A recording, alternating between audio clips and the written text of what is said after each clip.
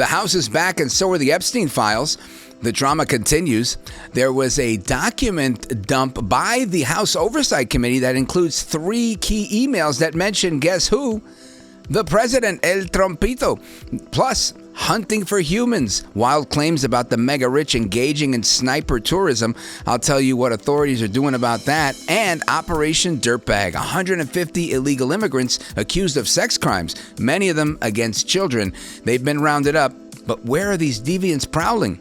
Those stories and more today, Thursday, November 13th. I'm Rich Valdez, in for Caitlin Becker, and this is the New York Postcast. The longest government shutdown in the history of the United States is finally over. The House has passed a bill sent to them by the Senate. The bill is passed. The motion is adopted. It'll be a few days before everything gets back to normal, but back pay will soon be sent to the air traffic controllers. They can get back to work, stop driving for Uber Eats to make ends meet, and staff that was furloughed, well, they'll get to come back to the office and we can all go back to going about our business. For 2 months at least. While some key issues like SNAP will be funded for a full year, a lot of the government is only funded through the end of January, which means we could be right back where we were once we get through the holidays.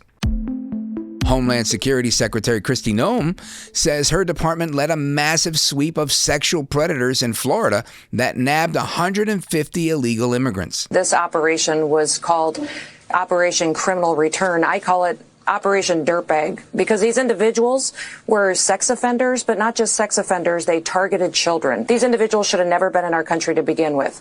The fact that they were sexual deviants and perverts, and now we've gotten them off of our streets, it's remarkable, and we need to do more of it. Noem also weighed in on the reports that federal Border Patrol agents were set to leave Chicago to help similar surges in other cities, claiming that not only will DHS still have a presence in the city, they'll surge it. The secretary also bashed Illinois Governor J.B. Pritzker for calling President Trump, quote, demented for sending agents to the Windy City in the first place. DHS says that Chicago operation led to a 41% decline in robberies and a 35% drop in shootings.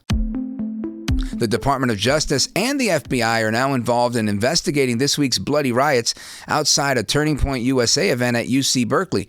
Attorney General Pam Bondi wrote on X in part, saying, quote, Antifa is an existential threat to our nation. The violent riots at UC Berkeley are under full investigation by the FBI-led Joint Terrorism Task Force. We continue to spare no expense unmasking all who commit and orchestrate acts of political violence. Now, you might remember the president signed an executive order back in September designating Antifa as a domestic terrorist organization. Now, the sold-out event at the ultra-liberal campus was held 2 months to the day since Turning Point USA founder Charlie Kirk was assassinated. Scores of protesters threw smoke bombs, bottles, and set off fireworks in an attempt to disrupt the event. Bondi also sent a letter to the school's president and board of regents requesting the preservation of all, quote, all records relevant to the school's preparation, execution, and response as part of their investigation. The House is back in session, which means the return of Jeffrey Epstein and all of that chaos. So getting ahead of a much wider 20,000 document release, the Democrats in the House Oversight Committee released 3 emails from that document dump on Wednesday that are really ticking off the White House. One of the emails is from April of 2011. It's addressed from Epstein to his accomplice, Ghislaine Maxwell, who, as you probably know, is serving a 20-year prison sentence for sex trafficking and other charges. In it, Epstein says, referring to President Trump as a dog, it seems, quote, that dog hasn't barked, adding that a victim whose name was redacted, believed to be Virginia Giuffre, spent hours at my house with him, and he's never once been mentioned. In another email, Epstein admitted that Trump told Maxwell to essentially stop using Mar-a-Lago as recruiting grounds for young girls.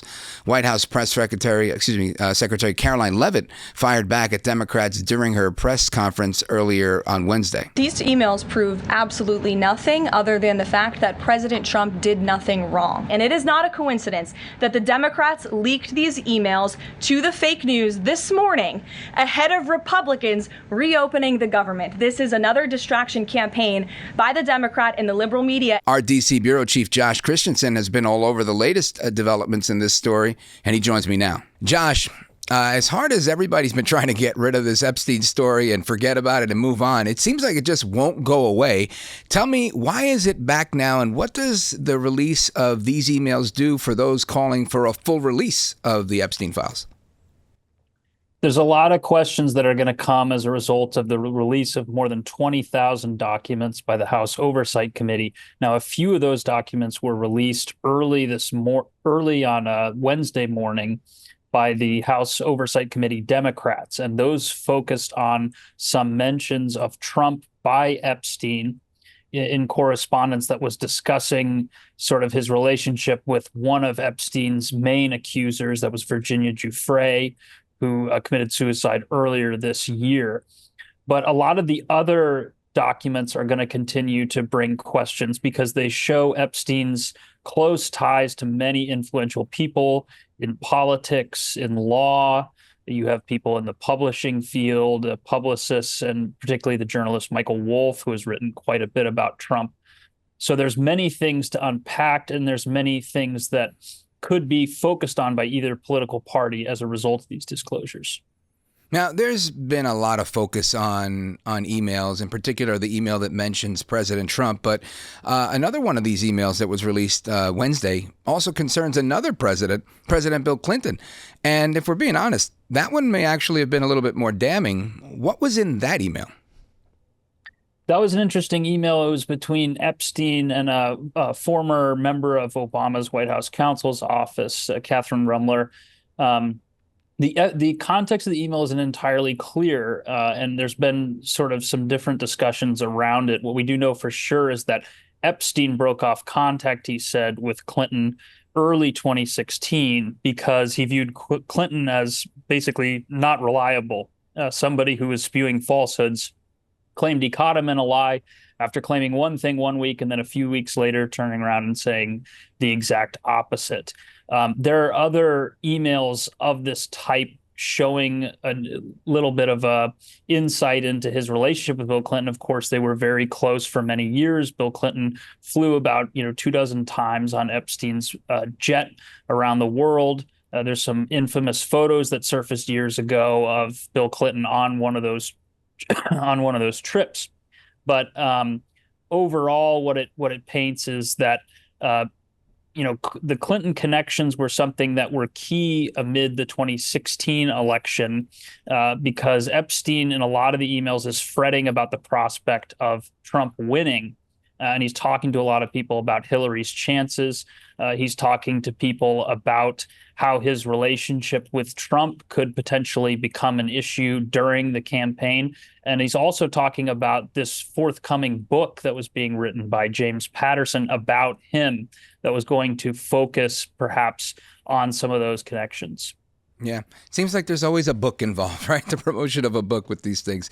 Now, in addition to that, why do you think Democrats and critics of the president from different places won't let this thing go? It seems like this story's been dragging forever and ever, and every new piece of evidence really doesn't seem that earth-shattering. What's the political calculus, in your opinion? It's very politically potent for Democrats to focus on this. They don't have a lot of authority in Congress, so they can't really run investigations the same way Republicans do. What they can do is they can cherry pick certain facts and put them out. In this case, the White House was attacking Democrats for redacting the name of Virginia Giuffre and pointing to that as being somewhat misleading in the emails they disclosed. But it's particularly potent because, polls show that even some people who voted for Trump still want more disclosure on the Epstein files. We know for a fact that there are some Republicans who are going to try to vote with Democrats on this discharge petition in the House to release more of it. It's a basic issue of public transparency to a lot of people. They see it as, an issue where a well-connected, wealthy person can evade the the justice system, basically.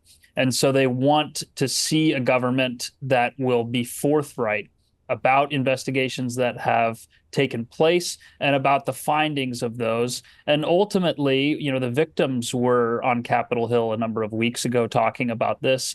They want justice. They feel as if they have lodged many different suits. There's been civil suits against Epstein and his accomplice Maxwell that haven't yielded the kind of full disclosures of what kind of sex trafficking operation they were actually up to.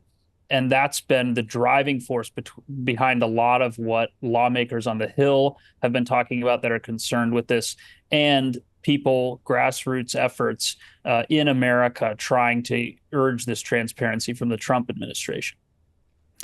Josh Christensen, thanks for the update. D.C. Bureau Chief for the New York Post. I appreciate it. Thanks. Ultra-rich sniper tourists allegedly paid close to $100,000, $100,000 to hunt humans. It's not a movie. An Italian writer says he unearthed evidence that wealthy gun enthusiasts paid big bucks to Bosnian Serb forces for the chance to gun down residents of then war-torn Sarajevo back in the early 1990s. Italian prosecutors are taking these claims very seriously and have launched an investigation. These shooters allegedly paid upwards of $90,000 for the chance to murder innocent citizens and even paid extra to target children. The man who uncovered the sick human safari says, quote, "There were Germans, French, English, all sorts of people from Western countries who paid large sums of money to be taken there to shoot civilians." He says he first heard of this practice back in the 90s, deciding to dig deeper after watching a documentary back in 2022 about a former Serbian soldier who made similar claims. The writer says a former Bosnian intelligence officer was a key source of information for him as well. Between 92 and 96, more than 10,000 people were killed in Sarajevo by snipers during the Balkan Wars. And finally, you can add NFL Hall of Famer Brett Favre to the list of people who's against the NFL picking Bad Bunny as the Super Bowl halftime performer. Here's the Green Bay Packers great on his podcast this week. Fourth and Favre, after he was asked if he would have picked Bad Bunny or not. I picked someone who, maybe Jason Aldean, or, someone who loves this country and that everyone can relate to. Not that, I think Jason Aldean right now is